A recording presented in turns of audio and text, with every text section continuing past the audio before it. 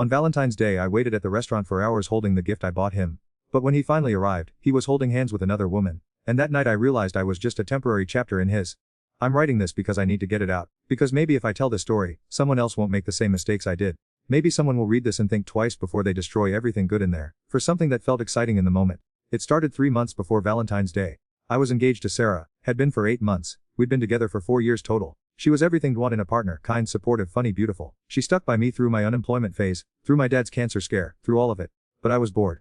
God, typing that makes me sick. I was bored with the woman who loved me unconditionally, with the woman who was planning our wedding, who lit every time she talked about our future together. I was bored with stability, with love, with having someone who actually gave about me.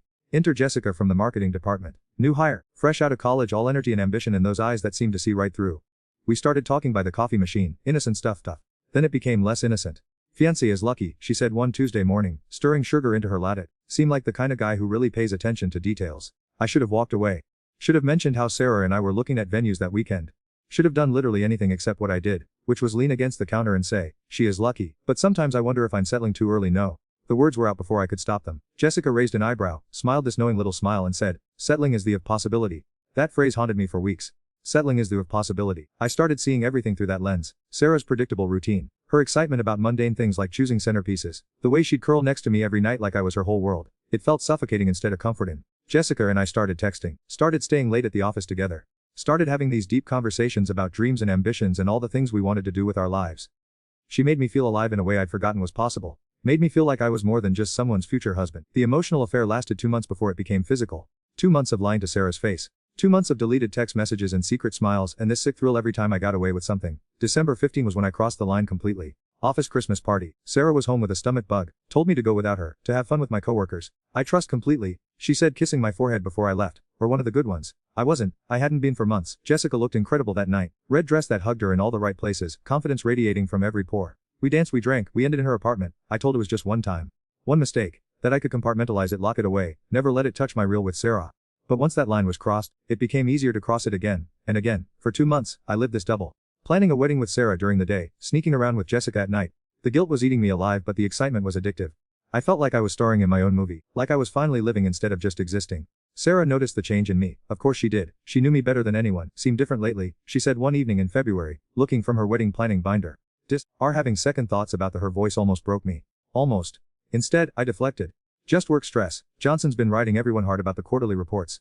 She bought it because she trusted me. Because in 4 years I'd never given her a reason not to. Valentine's Day was a Wednesday that year. Sarah had been planning something special for weeks, dropping hints about a surprise she had for me. She made reservations at this fancy Italian place downtown, the kind of place we usually couldn't afford but she'd been saving for months. I can't wait to celebrate with, she said the night before, practically glowing with excitement. 4 years together, and I still get butterflies thinking about dinner dates with. I smiled in her forehead and thought absolutely nothing. Because that same morning, Jessica had asked me to choose, her or Sarah. She was tired of being the secret, tired of sharing me. She wanted something real. I'm not gonna be side piece forever, she said, pressing herself against me in the supply closet at work. Need to decide what I actually want. What I wanted was to have both. I wanted the stability and comfort of Sarah, the excitement and passion of Jessica. I wanted to eat my cake and have it too. But Jessica was forcing my hand. Valentine's Day afternoon I sat in my car outside the restaurant where Sarah was waiting for me. She'd texted me 3 times asking where I was, each message more worried than the last. I could see her through the window, sitting at our table, checking her phone, smoothing down her dress. She'd worn the blue one I'd complimented months ago. She'd done her hair the way I used to say I liked it. She looked beautiful. And hopeful, and so painfully trusting that it made my chest tight. But Jessica was texting too. Telling me she was at the bar across town, telling me this was my chance to choose my future over my past. I turned off the car and walked into the restaurant. But not to the table where Sarah was waiting. I walked straight to the desk and asked her to give Sarah a message. Tell her I was sorry. Tell her something had come at work. Tell her I'd make it to her. Then I walked back out, got in my car and drove to Jessica. Sarah waited at that restaurant for 3 hours. Terry Yars, holding the gift she'd bought me, making excuses to the waitstaff, texting me increasingly frantic messages that I ignored because I was too busy celebrating my freedom with Jessica. By the time I got home at 2 a.m. Sarah was asleep on the couch, still in her dress, tear stains on her cheeks. The gift she'd bought me was on the coffee table. A watch engraved with, "Forever yours, S." I should have woken her, should have apologized, should have confessed everything and begged for forgiveness. Instead I covered her with a blanket and went to bed, already planning my next lie. That was the beginning of the end. But I was too high on my own selfishness to see it coming. The house of cards was about to fall, and I was going to lose everything that ever mattered to me for something that never mattered at all. The lies got easier after Valentine's Day. That's what I tell anyway. But the truth is they were destroying me from the inside out. Every morning I'd wake next to Sarah and feel this crushing weight on my chest. Every time she smiled at me, every time she talked about wedding plans, every time she said, "I love." It was like a twisting deeper. But I kept doing it, kept living this double because I was too much of a coward to make a real choice. Sarah tried to talk to me about Valentine's Day exactly once. 3 days later while we were making dinner together. I was really disappointed the other night, she said quietly, not looking at me. I know work is stressful, but I'd been planning that dinner for weeks. The in her voice was so raw, so genuine. I should have broken down right there. Should have told her everything. Instead I got defensive. I said I was sorry. It wasn't like I planned for the emergency to happen. What emergency? Never told me what. Mind went blank. I scrambled for details, anything that would sound believable. Server crash. Lost 3 days of work. Johnson was breathing down everyone's necks. She nodded, but I could see the doubt creeping into her eyes. Sarah was smart. Smarter than I gave her credit for. She was starting to connect dots that I didn't want connected. But she let it go. Because she loved me. Because she wanted to trust me. Because the alternative was too painful to consider. Jessica was getting impatient. The thrill of sneaking around was wearing off for her too, but for different reasons. She wanted to go public. Wanted to post pictures together on social media. Wanted me to bring her to company events as my real date instead of my dirty secret. When are going to tell her? She asked me one afternoon in March. We were in her apartment and she was tracing patterns on my chest with her finger. Sarah. When are going to tell her it's over? Soon? Because it was easier than admitting I had no plan. That I was just coasting from one lie to the next, hoping somehow everything would work itself out without me having to actually make any hard decisions. How soon? After the Henderson project wraps. I don't want to deal with that kind of emotional drama when work is so crazy. It was complete garbage, and we both knew it. There would always be another project, another excuse to delay the inevitable. I was a coward and Jessica was starting to see it. The beginning of the end came on a Thursday, March 18th. I remember the date because it's burned into my brain like a brand. Sarah had been acting strange all week, quiet, distant. She'd stopped talking about the wedding, stopped showing me pictures of dresses and flowers and all the things that used to make her eyes light. When I asked if everything was okay, she'd just nod and say she was tired. I should have been worried, should have paid attention. Instead, I was relieved that she wasn't demanding as much of my attention. It made it easier to focus on Jessica, easier to keep juggling my double without dropping any balls. That Thursday I was supposed to work late again. Another project deadline that would conveniently keep me out until midnight so I could spend time with Jessica. I'd gotten so comfortable with the routine that I barely even felt guilty anymore. But at 3 p.m., I got a call that changed everything. There's been an accident. Sarah's voice was shaky, scared. My mom, she's in the hospital. They think it might be a. My went cold. Sarah's mom was like a second mother to me. She'd welcomed me into their family from day one, treated me like the son she never had. And Sarah adored her mother. They talked every single day. I'm on my way, I said, already grabbing my keys. The hospital is St. Mary's downtown. I'm driving there now. Sarah, wait, don't drive when upset, I'll come get. I'm already in the car. Her voice broke. I need my mom to be okay. I can't lose her. I should have dropped everything. Should have cancelled whatever I had planned with Jessica and rushed to be with Sarah. Should have been the partner she needed in that moment. Instead I called Jessica. Emergency came. I told her. Sarah's mom is in the hospital. I have to go play the supportive fiancé for a few hours. Play the supportive fiancé? Jessica's voice was sharp. God, listen to. Do you even hear how talk about her? What's that supposed to mean? It means her turning into someone I don't recognize. Someone cold. This woman loves, then talking about supporting her through a family crisis like it's some chore have to check off list. I was quiet for a long moment, because she was right and hearing it out loud made me feel sick. I'll call later, I said. Don't bother. She hung. I drove to the hospital in this weird emotional fog. Part of me was genuinely worried about Sarah's mom. Part of me was angry at Jessica for making me feel guilty about something I couldn't control. And part of me was just numb. Like I'd been running on autopilot for so long that I'd forgotten how to actually feel things. I found Sarah in the waiting room, still in her work clothes, mascara streaked down her cheeks. When she saw me, she collapsed into my arms and for the first time in months, I felt like again. Like the person I used to be before I let selfishness and boredom turn me into a stranger. The doctors say it was a mini, she whispered against my chest. She's stable, but they want to keep her for observation. She was asking for pie for me. She said she needed to talk to both of us about something important. We spent the next 4 hours at the hospital. Sarah's mom was okay, thank God, but she looked so small and fragile in that hospital bed. She held both our hands and talked about how grateful she was to have me in the family, how excited she was for our wedding, how she couldn't wait to see us start a family of our own. I felt like the worst person alive. Around 9 p.m., Sarah fell asleep in the chair next to her mom's bed. I stepped out to get coffee and check my phone. 17 missed calls from Jessica. 23 text messages that escalated from concerned to angry to desperate. The last one, sent 10 minutes ago, just said, I'm done waiting for to grow. I called her back. Finally, she answered on the first ring. I've been worried sick. How is everything? Something in her tone was off. Too casual, bright. Sarah's mom is stable. We'll probably be here a few more hours. Good, I'm glad she's okay. A pause. Listen, I've been thinking about what I said earlier. About playing the supportive femmes. Yeah. I realized something or not playing anything her fiancé. And maybe I've been fooling about what this is. My stomach dropped. What are saying? I'm saying I met someone tonight. At the bar. Someone who doesn't have to sneak around to spend time with me. Someone who isn't engaged to someone else. The jealousy hit me like a truck. Which was insane considering I was engaged to another woman. But in that moment, I wanted to throw away everything for Jessica. Wanted to run to wherever she was and for her. Jessica, don't do this. Don't make decisions when you're angry. I'm not angry. I'm clear. For the first time in months I'm actually thinking clearly. I'll leave her. I said the words tumbling out before I could stop them. I'll tell Sarah everything. Tonight, as soon as we get home, won't. Her voice was sad now, tired. I've had a dozen chances to choose me and never have. Not really tonight, just prove that. That's not fair. Her mom was in the hospital. What was I supposed to do? Be there for someone care about, which is exactly what did. The problem is, I finally realized I'm not that person for. She hung. I stood in that hospital hallway, surrounded by the smell of disinfectant and the sound of machines beeping, and I felt everything crashing down around me. I'd lost Jessica, and I was about to lose Sarah too, because there was no way I could keep pretending everything was fine. The guilt was eating me alive. I went back to Sarah's mom's room. Sarah was awake now, holding her mother's hand. "Mom wants to talk to," she said softly. Sarah's mom looked at me with these knowing eyes, and for a terrifying moment, I thought she knew everything. Thought somehow she could see right through me. "I want to promise me something," she said, her voice weak but steady. "Anything. Promise me you'll take care of my daughter. Promise me you'll love her the way she deserves to be loved. She's given her whole heart and I need to know it's safe with point." The words hit me like physical blows. Sarah was looking at me with such trust, such love, and I was standing there knowing I'd already betrayed everything her mother was asking me to protect. "I promise," I whispered, because what else could I say? But promises from people like me don't mean anything. And Sarah's mom, who'd spent 62 years learning to read people, saw right through me. Her grip on my hand tightened. "I mean it," she said. "Don't dare break her heart." 3 days later, Sarah found the text messages. I'd gotten sloppy. Or maybe part of me wanted to get caught. Maybe I was so tired of lying that I subconsciously sabotaged. I left my phone on the counter when I went to shower, and a message from Jessica popped on the lock screen. "I can't stop thinking about last night. When can I see again?" It was from 2 weeks ago, before the hospital, before Jessica ended things. But Sarah didn't know that. All she knew was that her fiancé was getting messages from another woman about spending nights together. I came out of the shower to find Sarah sitting on our bed, my phone in her hands, scrolling through months of messages. Her face was completely blank, like she'd shut down emotionally to protect herself from what she was reading. "Sarah," I started, but she held a hand to stop me. "Don't," she said quietly. "Don't say anything yet.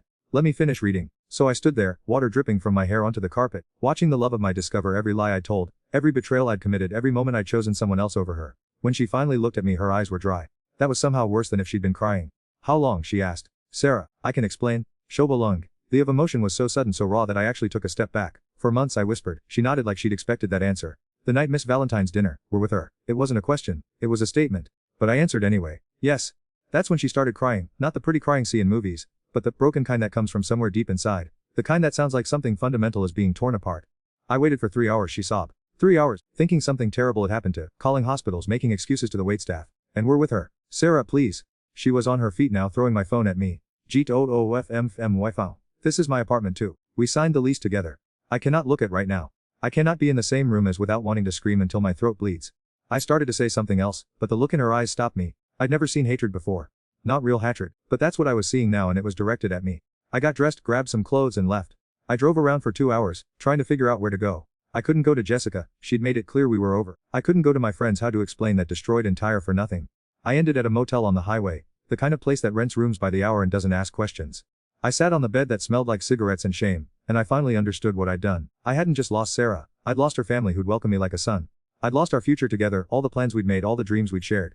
I'd lost my home, my stability, my entire as I knew it. And for what? For a few months of excitement that was already over before Sarah even found out about it. My phone buzzed, a text from Sarah. "I'm keeping the ring. Consider it payment for 4 years of lies." That's when I finally cried. Not for losing Jessica, not for getting caught, but for losing the one person who'd ever loved me unconditionally. For throwing away the best thing that ever happened to me because I was too selfish and to recognize what I had until it was gone. The worst part was knowing that everything that came next was going to be entirely my fault, and I was going to have to live with that knowledge for the rest of my miserable. 6 months later, I'm writing this from a studio apartment that smells like the previous tenant's cigarettes and my own regret. The walls are thin enough that I can hear my neighbor's TV through the drywall, and there's a water stain on the ceiling that looks like a map of all the places I'll never go with Sarah. This is what rock bottom looks like. Not the dramatic movie version where lose everything in one spectacular crash. The real version, where lose everything slowly, piece by piece, and watch it all slip away while we're powerless to stop it. The first thing to go was work. Jessica didn't get me fired outright, but she didn't have to. Word spreads fast in a small office when someone's personal drama spills over into professional space. The whispers started immediately, the looks, the way conversations stopped when I walked into a room. Hardy cheated on his fiancée with Jessica from marketing. Poor girl, they were planning a wedding. Always thought he seemed too good to be true. My performance suffered because I couldn't concentrate on anything except the mess I'd made of I missed deadlines, made careless mistakes, showed late because I was spending my nights lying awake, replaying every moment where I could have made a different choice. Johnson called me into his office 6 weeks after Sarah found the messages. "Work quality has declined significantly," he said, not looking from my file. "Attendance is inconsistent, and frankly the office dynamic has become uncomfortable. Sir, my personal won't interfere with my work anymore. I can. It already has interfered. For months apparently." He finally looked at me. "We're letting go. Effective immediately." I wanted to argue. Wanted to point out that Jessica was equally involved, that it wasn't fair to punish only me. But fair doesn't matter when the one who was engaged. Fair doesn't matter when the one who lied to everyone, including. I cleaned out my desk while Jessica watched from across the office. She didn't look triumphant or guilty or anything at all. Just indifferent, like I was a stranger she'd never met before. That more than I expected. Finding a new job was impossible. Not because I wasn't qualified, but because references matter in my field. And when potential employers called my former company, they got the professional version of the truth. Performance issues. Would not rehire. But this is a small industry, people talk, and somehow everyone seemed to know the real story. I went through my savings in 3 months, had to move out of the decent apartment I'd rented after Sarah kicked me out and into this place that's basically a closet with a bathroom. Had to sell my car and rely on public transportation. Had to swallow my pride and ask my parents for money. That conversation was almost worse than losing Sarah. What do you mean cheated on Sarah? My mom's voice was so small, so disappointed. She was like a daughter to us. We were planning to host rehearsal dinner. I was a mistake, Mom. A mistake that got out of hand. A mistake is forgetting to put gas in car. This is a choice, a series of choices. How could do this to someone who loved so much? I didn't have an answer for that. Still don't. My dad was even worse. He didn't yell or get angry. He just looked at me like he didn't recognize me, like I'd become someone he never raised. I'm disappointed in son. More disappointed than I've ever been in my. Those words hit harder than any anger could have. They gave me money for rent and groceries, but it came with conditions. I had to see a therapist, had to prove I was working on, trying to figure out how I'd become someone capable of such cruelty. Dirt. Martinez was patient with me, but she didn't let me off easy. What do you think we're really looking for when started the affair? She asked during our 3rd session. Excitement, I guess. Something new. And what did find? I thought about that for a long time. Nothing. I found nothing that was worth what I lost. Why do you think that is? Because I was chasing a feeling instead of building something real. Because I thought the problem was Sarah being boring, when the problem was me being selfish. The therapy helped, but it couldn't undo the damage. Couldn't bring back the person I used to be or that I used to have. It just helped me understand how completely I destroyed everything good about. The hardest part wasn't even my own suffering. It was knowing what I'd done to Sarah. I heard through mutual friends that she'd moved back in with her parents. That she'd canceled the wedding, lost the deposits, had to return gifts. That she'd taken time off work because she couldn't function for weeks after finding out. She's not doing well. Our friend Mike told me when I ran into him at the grocery store. He looked at me like I was something he'd scraped off his shoe. She loved completely. Trusted completely. How is she now? Why do care? Had chance to care about Sarah, and chose to care about someone else instead. He wasn't wrong. I found out later that Sarah had to go to therapy too. Had to rebuild her ability to trust people, to believe in love, to think she was worth being faithful to. The woman who used to light rooms with her smile couldn't even leave the house for a month, because she was afraid of running into me or Jessica or anyone who knew our story. I did that to her. I took someone beautiful and trusting and full of love, and I broke her into pieces for my own selfish gratification. The worst part was the kids. Not our kids, we never got that far. But Sarah's sister's kids. Emma and Jake, ages 6 and 8. They used to call me Uncle Danny, used to run to me whenever I came over for family dinner. They'd been excited about being in our wedding, about having a real uncle. Officially, Sarah's sister brought them to see their grandma in the hospital the week after everything fell apart. I was there visiting too. I still felt responsible for Sarah's mom. Still cared about her even though I'd forfeited any right to be part of their family. Emma saw me first. She came running over with that innocent smile, arms outstretched for a hug. Uncle Danny, Mummy said, and Aunt Sarah aren't getting married anymore. Are still gonna be our uncle. I looked across the room at Sarah, who was watching with tears in her eyes. At Sarah's sister, who was shaking her head at me. At Sarah's mom, who looked like she wanted to throw me out of the window. No, sweetheart. I said, kneeling down to Emma's level. I'm not gonna be uncle anymore. Why not? How to explain betrayal to a 6-year-old? How to tell a child that sometimes adults make choices so selfish and cruel that they lose the right to be part of the people they love? Because I made some very bad choices, and I Aunt Sarah very badly, so I can't be part of family anymore. Emma's face crumpled. But I don't want to go away. I love Pa. I love too. But sometimes loving someone means letting them go when them too much to fix it. Jake, who was older and understood more, took Emma's hand. Come on, Em, let's go see Grandma. As they walked away, Jake turned back to look at me. The disappointment in his 8-year-old eyes was unbearable. Another relationship destroyed, another innocent person by my selfishness. That was 8 months ago. I haven't seen them since. The loneliness is the worst part. I wake every morning in this terrible apartment, go to whatever temporary job I've managed to find, come home to silence and cheap takeout and the knowledge that I destroyed the best thing in my for absolutely nothing. Jessica moved on immediately. I heard she's dating someone from her yoga class. Someone single. Someone who doesn't come with the complications of a secret and a trail of broken promises. Sarah took longer. But she's healing. I know because Mike told me grudgingly when I begged him for updates. She's back at work. She's seeing friends again. She's even dating someone new. He's everything weren't, Mike said, and it wasn't meant as a compliment. Honest, loyal, crazy about her. Treats her like she's precious. That should make me happy. Sarah deserves someone who treats her like she's precious. Someone who doesn't take her love for granted or throw it away for cheap thrills. But knowing she's building a without me, knowing she's learning to love someone else the way she used to love me. It's like watching own funeral. Seeing exactly what could have been if hadn't been too and selfish to appreciate it. I think about that Valentine's Day a lot. About Sarah sitting in that restaurant, checking her phone, making excuses to the waitstaff. About the hope in her eyes when she got dressed that morning, thinking she was gonna have a romantic dinner with the man she was planning to marry. About the gift she bought me. The watch that said, "Forever yours." I wonder if she hid away, or if it's sitting in a drawer somewhere. A reminder of how completely someone can love and how thoroughly can betray that love. I think about the moment I chose to walk away from that restaurant. The moment I decided that Jessica's attention was worth more than Sarah's heart. The moment I became someone I don't recognize and can never stop being. People ask me sometimes if I regret it. If I'd never met Jessica, never started the affair, never destroyed my for a few months of excitement. That's the wrong question. Of course I regret it. Of course I could go back and be the man Sarah deserved instead of the selfish child I actually was. The right question is, was it worth it? And the answer is no. God, no. It wasn't worth 1 second of what I lost. Wasn't worth Sarah's tears or her family's disappointment or those kids losing someone they loved. Wasn't worth becoming someone my own parents are ashamed of. Wasn't worth losing my home, my job, my entire as I knew it. I traded forever for a moment, and the moment wasn't even real. I'm writing this because maybe someone else is where I was 8 months ago. Maybe someone else is looking at their partner, someone who loves them, someone who trusts them, someone who's building a future with them, and feeling bored. Feeling like they're settling, feeling like there might be something better out there. Maybe someone else is getting texts from someone new, someone exciting, someone who makes them feel alive in ways they'd forgotten were possible. Maybe someone else is standing at that crossroads, deciding whether to cross a line that can never be uncrossed. If that's let me save some time, don't. Don't throw away real love for fantasy. Don't mistake excitement for happiness or novelty for fulfillment. Don't convince that deserve more when already have everything. Don't become me. Because this is what's waiting on the other side of that choice: a studio apartment that smells like regret. I lived alone with the knowledge that had something beautiful and destroyed it with own hands. Sarah was right to keep that engagement ring. It's the only thing of value I ever gave her, and she earned it by loving someone who wasn't worth her love. The rest of us get exactly what we deserve: nothing at all.